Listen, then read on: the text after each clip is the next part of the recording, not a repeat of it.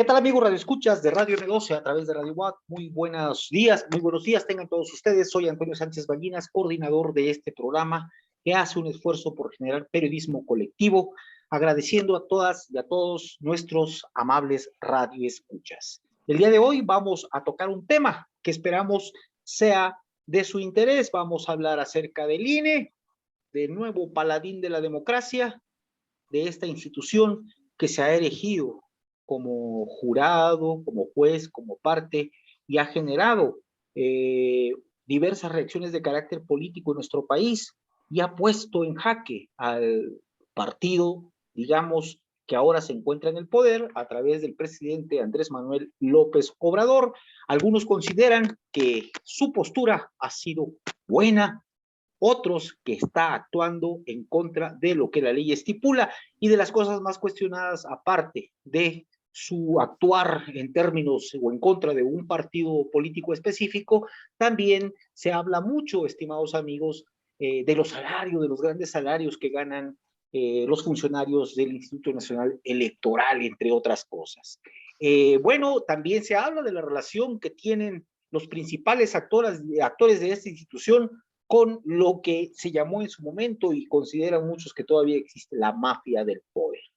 Pues vamos a trabajar este tema, estimados amigos, esperamos que sea de su interés, y para entrar en el tema está con nosotros nuestro compañero Marco Álvarez. ¿Cómo estás, Marco? Muy bien, compañeros, al auditorio, buenos días y buenos días. Está también con nosotros Francisco Soto, de Guerrilla Digital, un periodismo también objetivo, crítico, que tiene actualmente mucho éxito y que estamos muy contentos por esa situación. ¿Cómo estás, Paco? Bien, gracias. Un saludo a todos nuestros radioescuchas y en las redes sociales, donde sea que nos sigan. Un abrazo a todos y a los compañeros. Pues vamos a entrarle al tema. Marco, el INE, una institución que se está erigiendo como el nuevo paladín, la paladina de la democracia en nuestro país, Marco. Pues sí, lo hemos tratado también ya en otros programas. Tú lo acabas de decir, que va ligado mucho al tema o a la narrativa democrática, ¿no? Incluso la otra vez en otro programa, más o menos hacíamos un recuento de cómo se ha armado esta historia, ¿no? de un árbitro que garantice, digo, en la narrativa, ¿no? Digamos, del sistema. Pues es como el árbitro que va a garantizar y que va a estar por encima de todas las pugnas y las diferencias ideológicas, económicas, políticas de las fuerzas en pugna por el poder. Y entonces, en realidad, bueno, eso suena, bueno, nos ha dicho, ¿no? En el discurso, que eso ha sido una construcción muy, digamos, muy accidentada, pero constante y que va en ascenso, ¿no? Como ese perfeccionamiento a la democracia, ¿no? Con unos órganos que garanticen ciertas condiciones para que otros se peleen por el poder. Sin embargo, bueno, ya de entrada, podríamos decir que así como el INE no puede estar por encima de las pugnas políticas, así en términos reales, ¿no? O sea, en el discurso de ese, digamos, el discurso teórico de la división de los poderes, de los equilibrios, que es un discurso que viene de la Ilustración, ¿no? O sea, eso de la división de los poderes con Montesquieu, Rousseau, la soberanía popular, y digamos todo lo que, y los aparatos administrativos que se requieren para ello, son una construcción ya de entrada, no es neutra, ¿no? Sino es de una burguesía que dice que así se va a garantizar digamos, las luchas por el poder. Y entonces nos hablan de una INE, bueno, en este caso ya aplicado en México, digamos, ¿no? Que fue lo que fue el IFE, como un árbitro que cada vez se fue perfeccionando y ciudadanizando supuestamente cada vez más, y ahora el INE. Pero hablando ya de México, podríamos decir que pues así como el INE no puede estar, o sea, en términos sistémicos, no puede estar por encima, y lo estamos viendo que no puede estar por encima, siempre va a ser un actor. Todos los aparatos de este gobierno van a ser actores. El Tribunal Electoral Superior de la Federación, los jueces, los magistrados, el INE, por supuesto, todos, digamos, los jueces van a estar en relación siempre con algún poder. No hay, incluso algunos que cuando estamos, no, yo me acuerdo cuando se hablaba de los consejeros ciudadanos, ¿no? Y entonces muchos de esos consejeros ciudadanos, que como yo ahorita me estoy acordando de Santiago Krill, por ejemplo, ¿no? Que fue uno de los consejeros ciudadanos, ¿no? Supuestamente, y así hubo varios, unos jalaron más para el lado del PRD y otros jalaron más para el lado del PAN, por ejemplo, o del PRI. Entonces, es realmente así, lo primero que yo tendría que decir, antes de meternos al tema ya de Lorenzo Córdoba, Andrés Manuel, Morena y toda esa situación, pero yo sí creo que de entrada tenemos que tener claro que así como el Estado en sí no puede estar por encima de una lucha de clases, de pugnas económicas, no es neutral, pues igualmente sus instrumentos, como en este caso los instrumentos electorales, pues es imposible que estén al margen, digamos, de esas pugnas. Pero bueno, dentro de todo ese rejuego de la democracia, pues sí, digamos, hay demandas de los, digamos, de la gente que participa, incluso de los movimientos sociales o de la gente que quiere disputar el poder, pues sí hay ciertas reglas que más o menos se piden, ¿no? Que, por ejemplo, el hecho de que no haya un fraude electoral, pues es una demanda histórica, ¿no? Es una demanda histórica y que en México, pues tiene todo un peso muy importante, ¿no? Para articular luchas, pero digamos que a lo que yo voy es de que eso no nos debe, digamos, no tendríamos que ser tan ingenuos para pensar que eso se va a llegar a cumplir, sino que tenemos que estar viendo y tenemos que estar conscientes de que incluso los mismos grupos en el poder en la actualidad, los que yo les he llamado la burguesía mala y la burguesía buena, entre comillas, en sus pugnas, pues en realidad está imbricado todo, candidatos, o sea, los partidos políticos, los personajes, la propaganda, el dinero, grupos, incluso grupos paramilitares en unos lugares, grupos ligados a delincuencia organizada en otros, a los cárteles, o sea, todo está imbricado, ¿no? O sea, digamos, así como nos lo cuenta la burguesía desde Rousseau y Montesquieu, se oye bien bonito y pues ya nada más es cosa como de armar ese cuento bonito y poner a los personajes, al bueno acá, al malo allá y al villano, pero ya en la realidad está imbricadísimo y entonces yo incluso creo que no estamos asistiendo ahorita a una pugna del INE malo contra Morena o AMLO bueno, ¿no? Sino que ahí quiero que tendríamos que también que ir ahondando, pero bueno, yo hasta ahí la dejo por el momento para ir metiéndome ya después en mis otras intervenciones en ya, digamos, más en concreto a esta pugna más inmediata, ¿no? Adelante, Francisco, te escucho.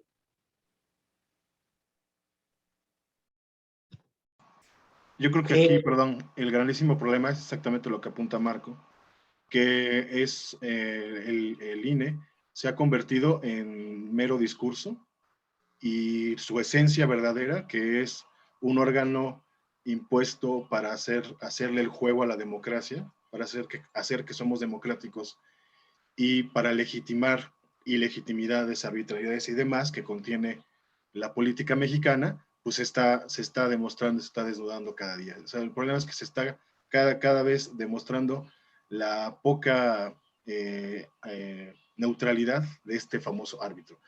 Y en términos futbolísticos, pues un árbitro pues nunca puede agarrar el balón y empezar ahora él a echar los goles en contra de alguno de los equipos, ¿no? Un árbitro tiene que velar porque estas partes teóricamente jueguen en igualdad de términos y bajo unas reglas establecidas. Entonces ahorita el problema es que el INE a la puerta de estas elecciones pues está empezando a sacar el cobre. Y yo quisiera destacar dos grandes arbitrariedades y dos grandes problemas democráticos en los que está incurriendo violaciones del marco legal y ético que está incurriendo el INE, sobre todo de cara a estas elecciones, ¿no? Que es lo primero, el tema de podar las mayorías con el pretexto de la sobrerepresentación en la Cámara de Diputados, y el segundo es el juego sucio que está llevando a cabo los institutos electorales estatales de cada estado para evitar la llegada de diputados o de candidatos de Morena y de los partidos de la coalición. Yo quisiera como destacar eso. Entonces, el primer problema, que es del tema de la sobrerepresentación, que ha creado mucha confusión y mucho drama en las redes, etcétera, porque lo que quieren básicamente es eso, es acabar con las mayorías de la coalición y de Morena para evitar que esas mayorías en la próxima legislatura pues lleven a cabo las reformas necesarias. Y sobre todo, que no llegue el momento en el que tenga tal fuerza Morena y que tenga tal fuerza la coalición Juntos Hacemos Historia para ir a por ellos, ¿no? O sea, en esa lista de pendientes están pues todos los rateros de cuello blanco y todos los violadores de la ley histórica y los represores, etcétera. Todos esos están en la lista y pues solamente se podrá llegar por ellos siempre y cuando haya mayorías, ¿no? La ley desgraciadamente la ley no se aplica así de manera tan sencilla, sino es todo un proceso. Entonces, lo primero es lo de la sobrerepresentación. ¿Qué es la sobrerepresentación? Yo quisiera como plantear el tema. La sobrerepresentación en las cámaras es cuando un partido, una bancada, etcétera, una fracción parlamentaria, tiene demasiados diputados de los que debería tener de acuerdo con la cantidad de votos que recibió en la elección, ¿no? Entonces, hay una relación, o sea, hay una proporción que establece la ley, dice, para tantos diputados, para tantos votos que recibiste, te tocan tantos diputados uninominales, que son los clásicos, los que votamos en las papeletas, etcétera, y te toca además una cantidad de plurinominales, que son los que se eligen ahí en el Congreso, no lo votamos nosotros, pero tienen derecho a esa cuota. Esa proporción la establece la ley y es un acuerdo. Ahora, dice, podrá haber, dice la ley, dice el artículo 84 de la Constitución mexicana, podrá haber sobrerepresentación hasta de un 8%, o sea, los partidos podrán tener diputados plurinominales de más hasta en un 8%. Entonces uno diría, bueno, pues lo que están haciendo es aplicar la ley. Bueno, esa ley se quiere aplicar ahorita, pero esa ley está desde hace muchos años.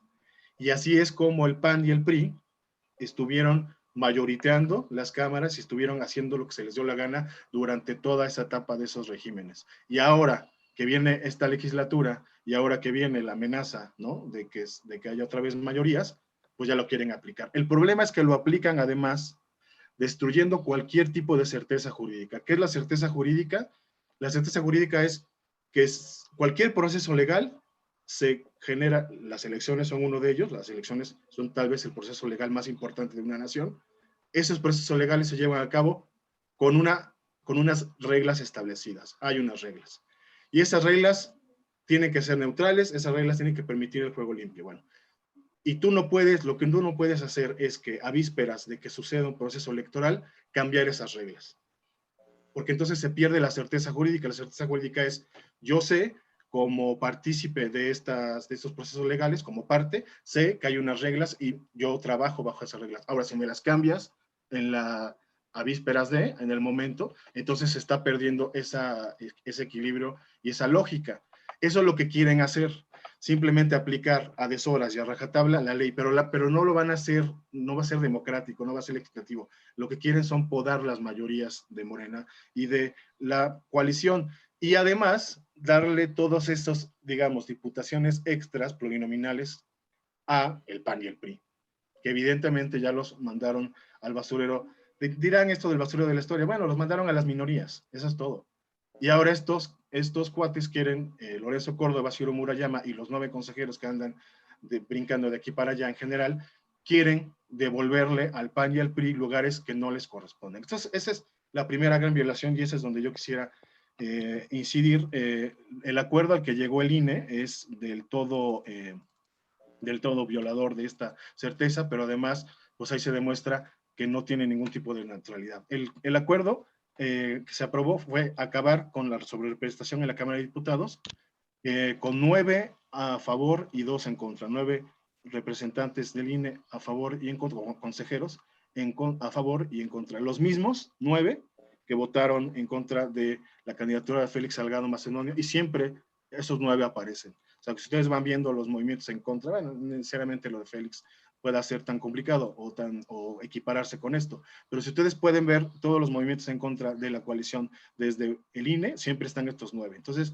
ya hay un problema de confianza hacia estos consejeros. Y lo que quieren hacer es plantear nuevos criterios de asignación de las diputaciones plurinominales impulsadas para coaliciones. ¿Qué quieren hacer? Bueno, lo que hemos visto en la lógica parlamentaria mexicana es que de repente, pues los partidos tienen tantos diputados y ejercen mayorías y están jugando constantemente a moverse de sillas y de repente tienen diputados de más. ¿Cómo lograron eso? Porque los partidos de sus coaliciones respectivas les pasan diputados. ¿Para qué? ¿Para qué hacen esos juegos parlamentarios? Para lograr mayorías en los órganos de poder principales del Congreso, que uno de ellos es la mesa directiva de la Cámara de Diputados, la presidencia en específico, y la JUCOPO, ¿no? La Junta de Coordinación Política. Y Correcto. luego, para llevar a cabo sus proyectos constitucionales o legislativos. Así es, Francisco. Mira, vamos a ir un corte, Francisco, no sin antes plantear, bueno, que parece a todas luces una actividad jurídica injusta del INE, pero legal, hasta cierto punto legal. Como jugándole un poco al abogado del diablo, uno podría decirte que todo está girando, digamos, estas modificaciones también son para el PAN, para el PRI, pero lo extraño es que ahora esos partidos son lo que se llama la minoría, ¿no? Y a ellos les favorece, y eso es lo extraño de todo este rollo, pero hagamos la diferencia entre lo que puede ser justo y lo que puede ser ilegal, injusto o ilegal. Entonces, el INE parece que está trabajando legalmente, entre comillas lo pongo, pero es completamente injusto. Vamos a un corte y volvemos.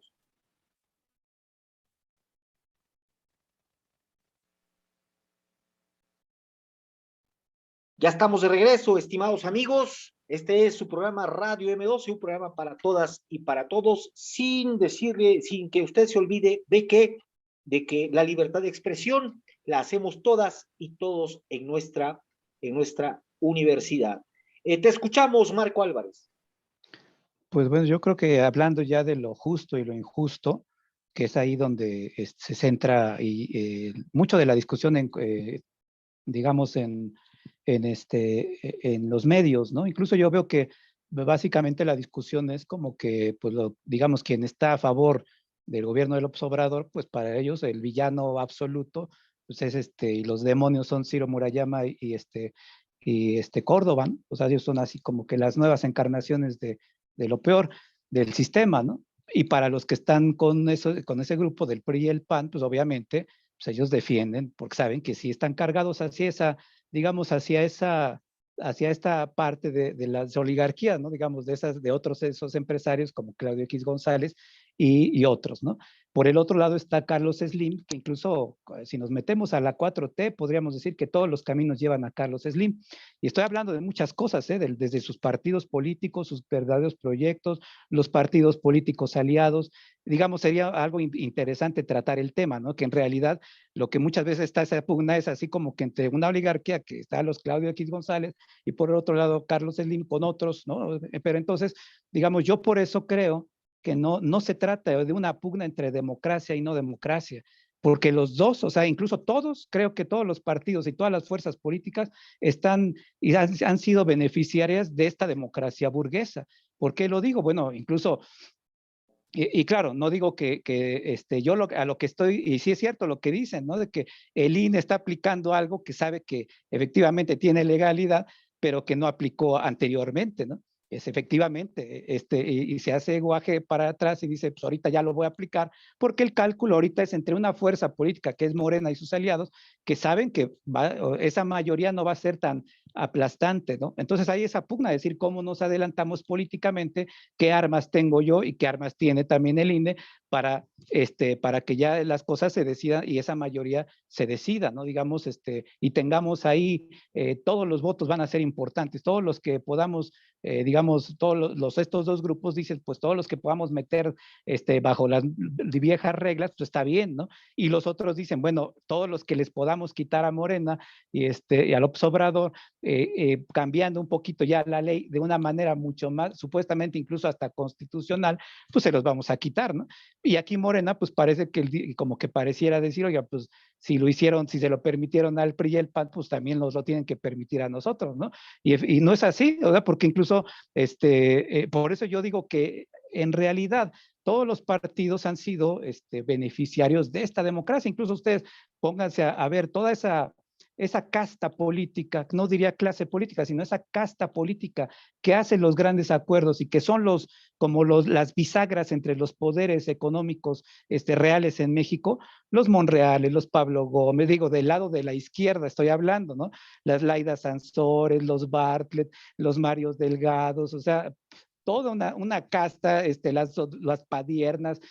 Podríamos estarnos aquí horas hablando de ellos. A lo que voy es de que ellos han estado, han sido legisladores así, pero ya de tiempo, o sea, de vida completa, ¿no? O sea, y entonces ellos han formado parte de que esa conformación supuestamente democrática, ¿no? En México. Hablando obviamente del PRI y el PAN, pues es lo mismo también, ¿no? O sea, hay un chorro de dinosaurios, ¿no? Que son así como estaban los Gamboa Patrón y los Mario Fabio Beltrones, etcétera, pues claro que están, nuevamente ellos van teniendo ciertos personajes que son los esenciales, ¿no? Entonces, yo creo que esa es una parte del problema, de que no es de que yo así lo veo, ¿no? Y ahí está el debate y yo creo que se va a dar y es bueno que se dé. Yo no creo que el INE sea en este caso como que lo antidemocrático y la lucha es de Morena porque ellos quieren la democracia. Si así fuera, pues Morena sería un dechado de democracia y de perfección democrática, y no es así, porque también vemos cómo se hace campaña, cómo los recursos que llegan, la clase de candidatos que tienen, y entonces ahí nos empezamos a dar cuenta de que yo creo que aquí es una pugna muy, muy concreta para pichicatear, o sea, para llegar al tiempo de las elecciones, pues con las armas que te dio, tanto unos como otros, con las armas que te dio digamos, tus recursos legaloides, ¿no? Porque tenemos que ver que en México es eso, la democracia, al final de cuentas es todo un cúmulo de leyes, de reglamentos, etcétera, pero todos están elaborados casi como para ver cómo te saltas la ley, ¿no? Cómo haces trampa, cómo simulas y cómo te adelantas, y cómo haces, y cómo dices, bueno, esto como no me lo prohíben, pues ahora yo le hago, y si esto es un delito, pues ahora yo le pongo otro nombre, ¿no? Y si no se puede decir pre-campaña, pues le pongo otro nombre, y si no se puede decir precandidato, pues le pongo promotor de la soberanía universal o lo que sea, y pues ya es mi precandidato, hace campaña, accede a recursos, hay manejo también político, pero ese es el problema. Yo creo que todas las fuerzas políticas, o sea, el pueblo sí tendría que decir, bueno, pues ¿cómo le hacemos, no? Para que darle la torre a un personaje nada más, sino cómo esa democracia realmente hace que el pueblo participe y que no estén cerrados, porque incluso ahorita lo que estamos viendo con las candidaturas de todos los partidos es de que es como un embudo, ¿no? Y van a llegar los que son ahora sí que los ahijados de los padrinos políticos que ya están designados por las oligarquías de todos los partidos. Entonces, es ahí donde el problema, incluso pues utilizan a la gente. Yo me sorprende ver que ahora van a protestar afuera del INE, los de Guerrero para que le devuelvan la candidatura a Félix Salgado. Bueno, yo creo que esa no sería la batalla, ¿no? O sea, ¿hasta qué grado o sea, se está llegando? Sino que la batalla tendrá que ser, pues, ¿sabes qué? En un partido, pues si ya tienes antecedentes o tienes acusaciones de gravedad, pues ni siquiera te contemplamos, maestro. Vamos, que se haga la investigación y pues, ¿qué puedes perder, no? El pobrecito Salgado Macedonio es otro de los que ha estado cargo tras cargo, tras cargo, tras cargo, y parece que ahora es la víctima, y ahí tienes a las bases de un partido defendiendo eso, y porque el malo es el INE. O sea, yo por eso no veo que sea una pugna así tan de que pues el problema de nuestra democracia en México es Ciro Murayama y Córdoba, que sí, pues son alfiles del otro lado, pues, de los Claudio X González, del PRI y el PAN, eso es evidente, pero también ya el obradorismo tiene alfiles también en el poder, malas rancheras de este lado, ¿no? en los tribunales de justicia, en la Suprema Corte, pues también, ¿no? Así es, Marco. Abonando un poco a lo que planteabas, Marco, miren, compañeros, estimados radioescuchas, con esto que planteabas de que son dos grupos de poder, sería digno de análisis también que el 27 de marzo de este año, justamente Ricardo Salinas Pliego planteó directamente que el INE debe morir pronto. Ah, caray. Resulta que ahora Salinas Pliego, al que le han al que le han cortado las alas en términos económicos, que le han pedido que pague impuestos, ahora resulta que también de alguna manera se tiende del lado de López Obrador y finalmente dices, cumple con la ley de pagar sus impuestos, que creo que todavía no lo ha hecho en su totalidad, pero se tiende pues del lado de Andrés Manuel López Obrador, está entonces Salinas Pliego planteando que sí sería importante que el INE debe morir pronto. ¿Y a qué se debe este comentario? Bueno, a que comete las injusticias de las que también nos estaba hablando Paco, ¿no? Entonces, Paco, bueno, pues ahí también tu argumento tiene un buen aliado, Ricardo Salinas Pliego. Adelante, Paco, te escuchamos. Yo creo que aquí no, aquí yo creo que son los discursos de la estratosfera. O sea, realmente, si está Salinas Pliego, si está Slim, si está Soros, a mí la verdad me vale un poco gorro, porque esos también estuvieron en su momento, esos siempre van a estar como actores parte de, o sea, entonces vámonos también pues ya a la revolución y a cortarle la cabeza a los oligarcas, ¿no? O sea, yo lo que voy es que en este estatus, en este estado de la democracia, en este estado de la nación, pues esas son las fichas del juego. Pero yo quiero ir algo más profundo, porque pareciera ser que se queda el tema de están utilizando la legalidad de su lado, y es un tema de quiénes son los malos y quiénes son los buenos, y las mayorías y los linchamientos. No, yo creo que ese es el discurso de la derecha, es el discurso victimista. Ahora están haciendo campañas mediáticas contra nosotros y nos quieren acabar y no sé qué. A ver, espera. No es tan legal como parece. ¿Por qué? Porque se supone que tendría que ser la ley la que marcara el paso de estas reformas o de estos cambios. En el artículo 84 que cité, al final, en su apartado sexto, dice claramente: la ley desarrollará las reglas y fórmulas para estos efectos. Es decir, para estas proporciones, para estas reglas, por ejemplo, dice también, cuando haya un exceso, un excedente de diputados que se haya ido para un lado o para el otro, se repartirán entre los menores, por así decirlo. Pero dice, la ley desarrollará las reglas y fórmulas para estos efectos. Entonces aquí mi pregunta, ¿el INE es ley? ¿El INE es la ley? O sea, ¿el INE entra dentro de esta conceptualización de la ley? El No, INE pues, no es la ley. El INE es un árbitro y es un contador de votos. Claro. Entonces tampoco es tan legal. O sea, tampoco es tan legal. Estas modificaciones tendrían que venir desde un proceso constitucional, desde un proceso legal. No de que un árbitro se agarre ahora las atribuciones de los tres poderes y quiera hacer lo que se le dé la gana. Este es un gran problema, es una gran discusión que yo la planteé en términos constitucionalistas. O sea, no puede haber un árbitro que sea partidista, y no pueden hacer cambios a lo loco. Ahora, yo también no estoy tan de acuerdo, por supuesto, yo no estaré nunca de acuerdo con todo lo que se planteó de Félix Salgado Macedonio. Para mí no es un candidato de recibo, pero es que, te digo, ya nos iríamos a la discusión de la estratosfera, el malo, ¿no? El malo, el bueno, no. A ver, aquí el tema de que podaran esa candidatura, pues no es que Félix Salgado fuera bueno o malo, o a favor de las mujeres o en contra, porque esto a la derecha le vale un comino. Son los mayores violadores de derechos de género políticos de la historia, sino que era el puntero en Guerrero. Ese es el verdadero tema. Félix Salgado Macedonio era el candidato puntero en Guerrero. Y ahí estaba el tema de bloquear esa. Ahora, en términos locales. Contra los intereses de algunos panistas, Sí, claro. de Ceballos, ¿no? Sí, claro, porque digo, si no nos quedamos con su lectura victimista de esta gente, ¿no? Es que estamos a favor de las mujeres y cómo es posible, y ay, no, pero la realidad es que estos candidatos, estas configuraciones de candidatos, ellos las tienen, ¿no? Misóginos, clasistas, bueno, ya lo iremos viendo ahorita en las campañas, todos esos Cuauhtémoc Gutiérrez es un ejemplo, pero clarísimo, de lo que ha ocurrido con el PRI en relación a la lucha de géneros, y que también sigue suelto, no hay un elemento de justicia que esté por ahí. Por el otro lado, Marco, no sé cómo ves tú, pero bueno, el pueblo da las luchas que considera tiene que dar, y si no nos vamos a la estratosfera, como lo está planteando Paco, quizá sea importante entender que la lucha de un pueblo como en Guerrero por defender una candidatura, en esencia está defendiendo o está luchando contra esta ilegalidad en la que está planteando Paco. Marco, ¿crees que sea por ahí también la cosa?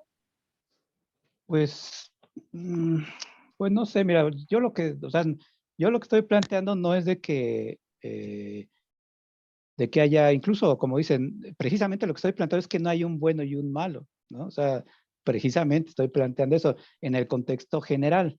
O sea, incluso estoy hablando de que el INE es un actor, o sea, todos son actores políticos y pues obviamente tanto se victimizan los pobrecitos de la derecha, como se victimiza el pobrecito del gobierno, ¿no? Que tiene también un chorro de poder y un chorro de alianzas y un chorro, y también bastante lana y mucho poder. Entonces, realmente son actores políticos. Yo lo que estoy diciendo es de que el INE, pues ahí, pues también es un actor político que a veces, por ejemplo, cuando le revocan el INE, ¿no? O sea, por ejemplo, hay estos partidos satélites, ¿no? De este nuevo gobierno, como fue redes sociales progresistas, Fuerza Social por México y Partido Encuentro Solidario, ¿no?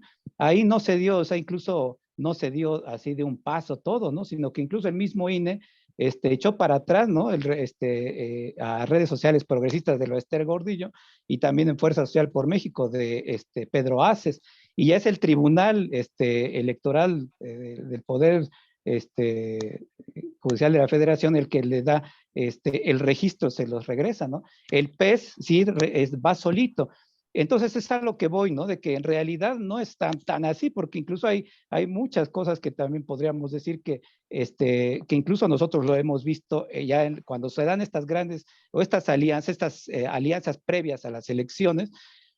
Cuando nosotros participamos, por ejemplo, en Morena, pues veíamos eso, ¿no? Y tú veías como ya un cuate que ya era, que tú sabías que era de Morena, pero ya era de la bancada de otro partido, ¿no? Del PES o era de PT y cosas viceversa. O sea, yo me estoy refiriendo que hay en el rejuego democrático, en realidad, ese es el asunto. O sea, realmente el pueblo sí tiene que, o sea, sí ha dado luchas por el respeto al voto, ¿no? Por la legalidad, porque las elecciones sean lo más equilibradas posibles. Sí, es una demanda que es válida la demanda, pero, o sea, yo también lo que estoy planteando es de que detrás de todo ese rejuego político, pues hay muchos otros intereses mucho mayores también, ¿no? Y que no es así, por ejemplo, en el caso de la candidatura de Félix Salgado, pues es por decir una cosa. Yo lo que estaría diciendo ahí es de que y no por él, sino o sea, yo ni siquiera me estoy metiendo con que si era el puntero, no era el puntero, aquí es cuestión de principios, o sea, o sea, no puedes decir es que hay una lucha y por mis principios, pues va a ganar, o sea, eso ya no son principios, eso ya es el cálculo político. Yo a lo que estoy hablando es de que un partido político que se dice que se va a construir diferente a un régimen que con tantas porquerías como las del INE, las del PRIAN, etcétera, pues tendría que tener una simple reglita. ¿Sabes qué, maestro? Tienes este candidato, tiene antecedentes o tiene acusaciones bastante graves, pues que se le da para atrás, se le da para atrás, se investiga como si y no ya, o hubiera sea, más ciudadanos que valieran la pena ser votados, ¿no? sí, Hay no, o todo sea, simple y más sencillamente, ciudadanos, claro. pero a lo, Bueno, bueno. Marco, si me disculpas, vamos a ir a un corte, estimados amigos, y regresamos. Vamos a un corte.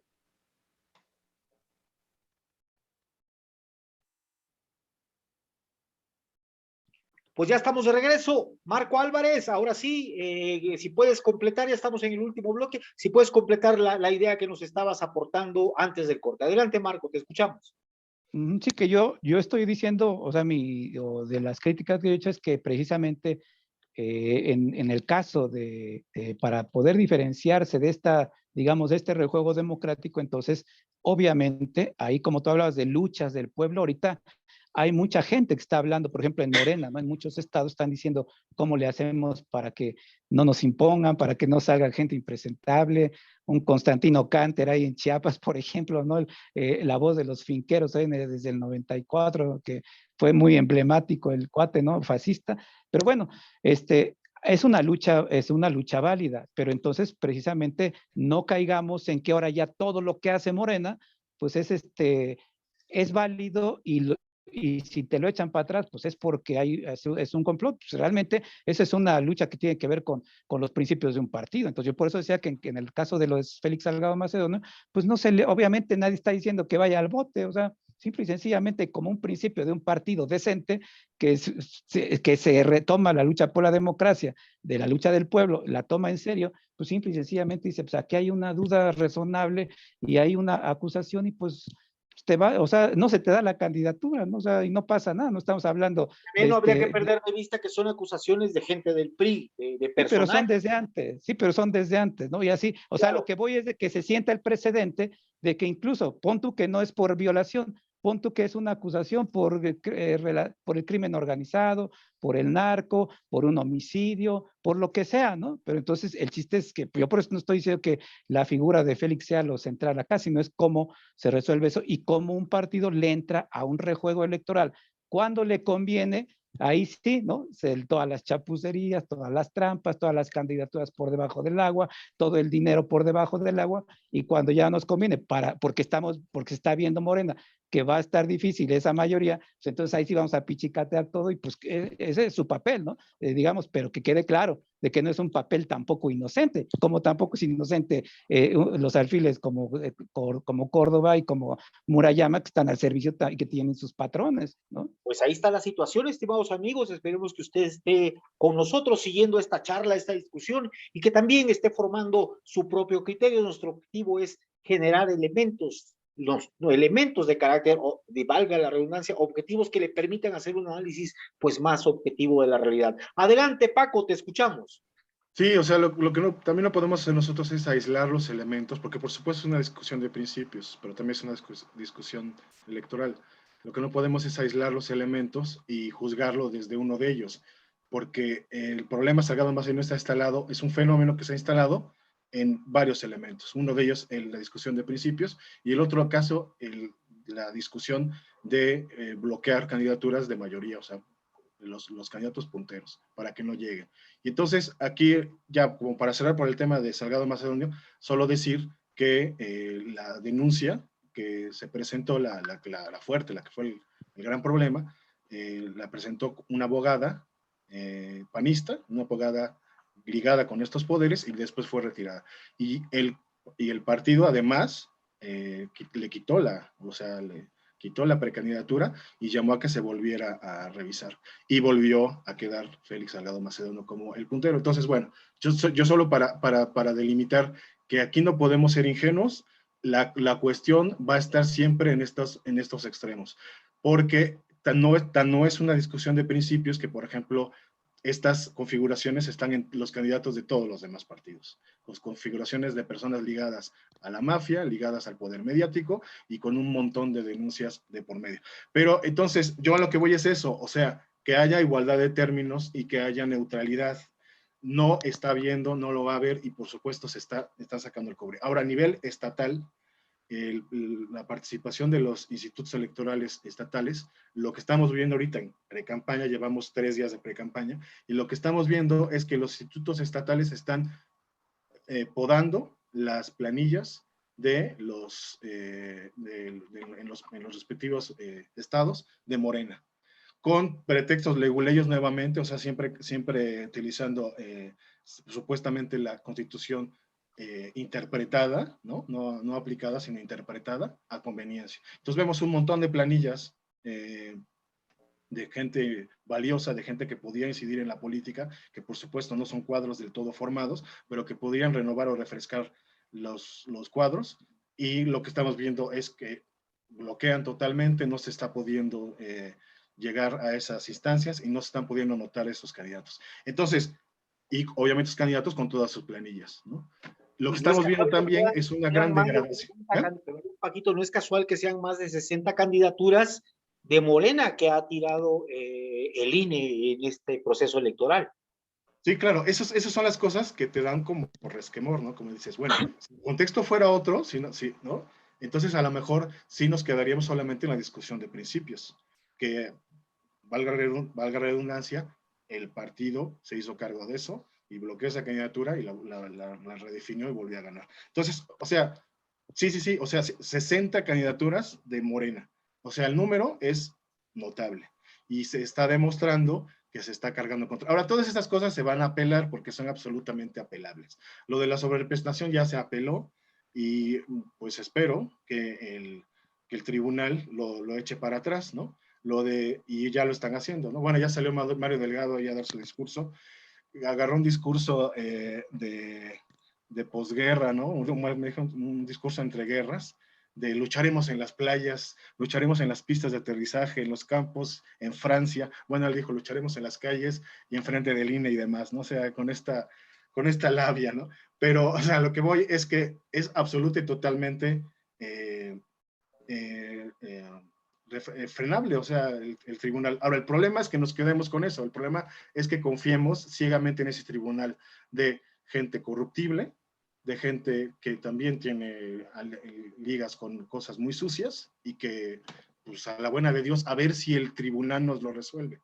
Y ese es el gran problema. Entonces yo veo muy bueno que la gente se vaya a parar a marchar o a manifestarse en frente de estas instituciones, porque desgraciadamente, por la vía legal y por la vía constitucional no siempre se logran las cosas. Entonces, yo más bien aplaudo que la gente se esté levantando. Ya si son acarreados o no, eso se tendrá que revisar. Ya si hay manipulación detrás, eso se tendrá que revisar. Pero yo lo veo muy bueno porque las violaciones y los exabruptos del INE no son de ahora.